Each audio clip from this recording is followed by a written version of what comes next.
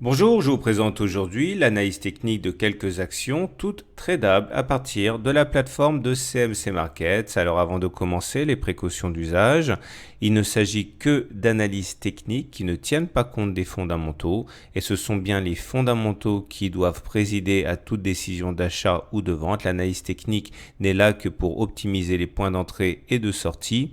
Une fois que les fondamentaux ont parlé, on va commencer par Vallourec en unité de temps hebdomadaire. Alors si vous découvrez l'analyse technique, chaque bougie que vous voyez ici correspond à une semaine de cotation avec les plus hauts, les plus bas, le niveau d'ouverture, le niveau de clôture et c'est donc un graphe que l'on qualifie de moyen terme. Alors pour revenir aux fondamentaux, il faut savoir que graphiquement, la tendance est baissière au regard des deux grands critères que l'on retient habituellement. Vous voyez, les pics sont descendants, les creux sont descendants aussi. Ça veut dire que la tendance est baissière et c'est confirmé par le fait que nous soyons en dessous de la moyenne mobile à 30 semaines qui descend. Et tant qu'on reste en dessous de la moyenne mobile à 30 semaines qui descend, vous voyez qu'on est dans une situation de grande vulnérabilité. Maintenant, il faut bien comprendre qu'on est à la croisée de chemin pour deux raisons.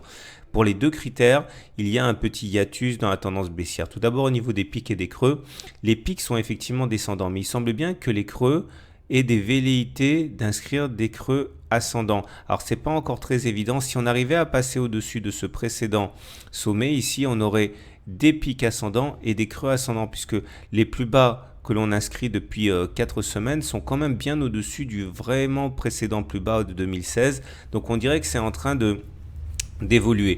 De la même manière, regardez, nous sommes au contact de la moyenne mobile à 30 semaines qui est actuellement à 3,4 euros. Alors c'est pas la première fois que ça se produit, vous voyez, on est déjà passé au-dessus ici, et puis on a invalidé tout de suite après, on est repassé en dessous, ou encore ici ou ici. Et c'est un petit peu ce qui se produit actuellement.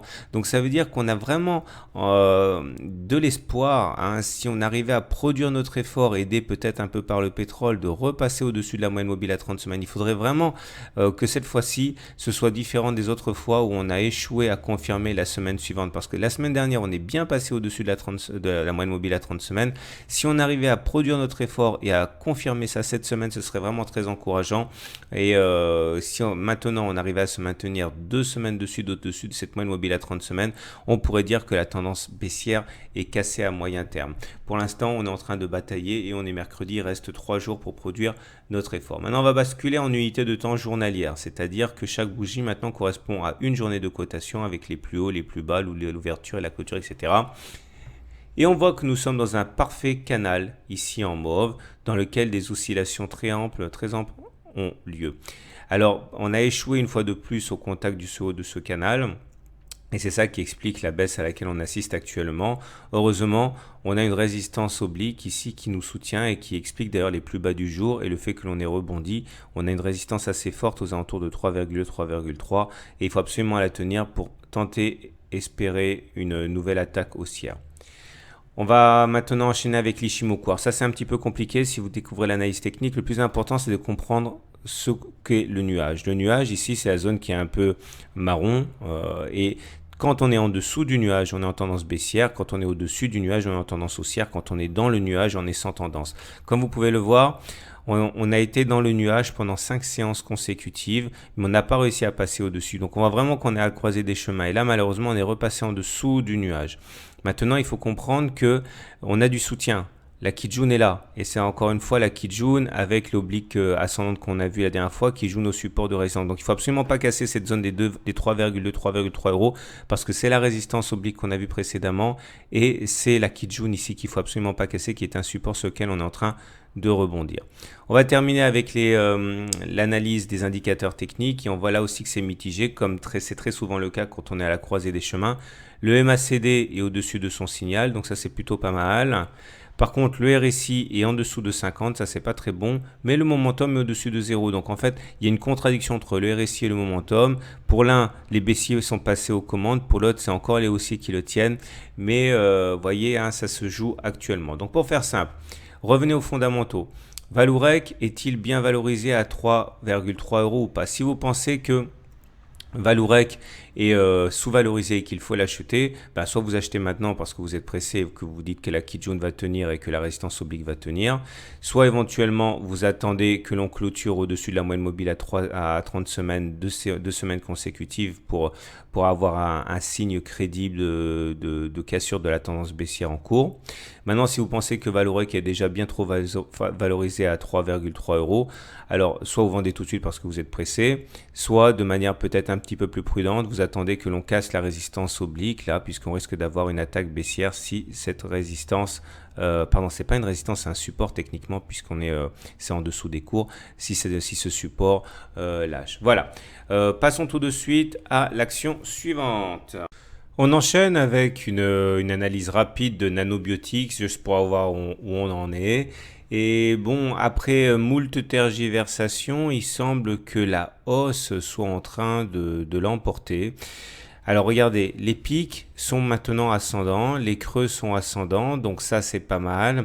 Et c'est confirmé par le fait que nous soyons maintenant depuis 4 semaines au-dessus de la moyenne mobile à 30 semaines qui monte, ce qui est également très encourageant. Alors, on a eu une période où la M30 était plate, c'était justement le signe que c'était le théâtre d'une bataille assez âpre entre les haussiers et les baissiers. Mais là, on a quand même un élément supplémentaire qui milite dans le sens d'une tendance redevenue légèrement haussière. C'est que nous avons ces 4 semaines au-dessus de la moyenne mobile à 30 semaines, ça c'est pas mal. Et du coup, un nouvel élan haussier vers la résistance des 20 euros à moyen terme ne semble pas du tout exclu. On reviendra sur cela si on devait repasser en dessous de la moyenne mobile à 30 semaines, mais pour l'instant ça a l'air de tenir.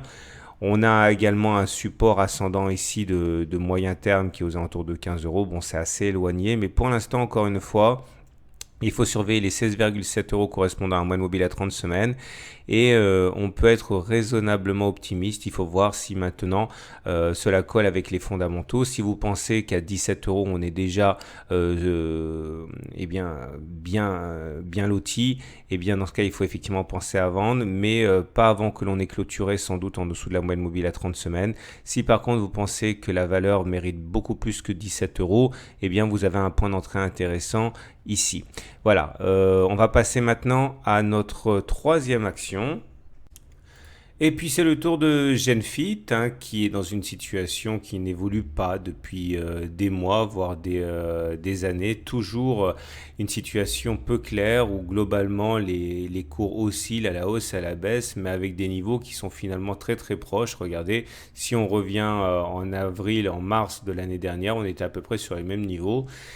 Et ça nous donne donc un biseau descendant qui se définit par le fait que vous allez avoir deux obliques qui descendent mais qui convergent en même temps.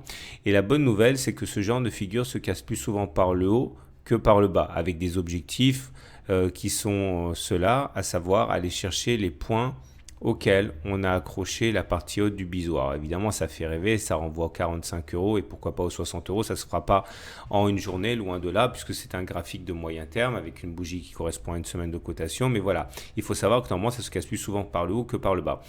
Néanmoins, si on regarde la tendance pour l'instant, ça demeure baissier. Vous le voyez bien, les pics sont descendants. Les creux sont descendants et on est en dessous de la moyenne mobile à 30 semaines qui descend et qui est actuellement à 27,4 euros. Alors s'il faut chercher des points positifs à très court terme, eh bien c'est le fait que nous ayons ici en pointillé une oblique descendante qui capait les cours et qui semble être en voie d'être cassée cette semaine. Si on arrivait à confirmer ça et encore plus avoir une bougie de confirmation la semaine prochaine, donc deux bougies au-dessus de la résistance, eh bien ça pourrait bien nous emmener à tester une nouvelle fois cette moyenne mobile à 30 semaines ici à 27 euros et pourquoi pas, prenons-nous à rêver, à assister aux prémices d'une cassure par le haut du biseau. Sinon, au-delà, eh bien, vous voyez qu'on est toujours à l'intérieur de ce canal jaune, orange, là, dans lequel on fait des oscillations. Et tant qu'on ne l'aura pas cassé, de toute manière, on n'a pas grand-chose à attendre. On est coincé entre les 30 euros et les 18 euros.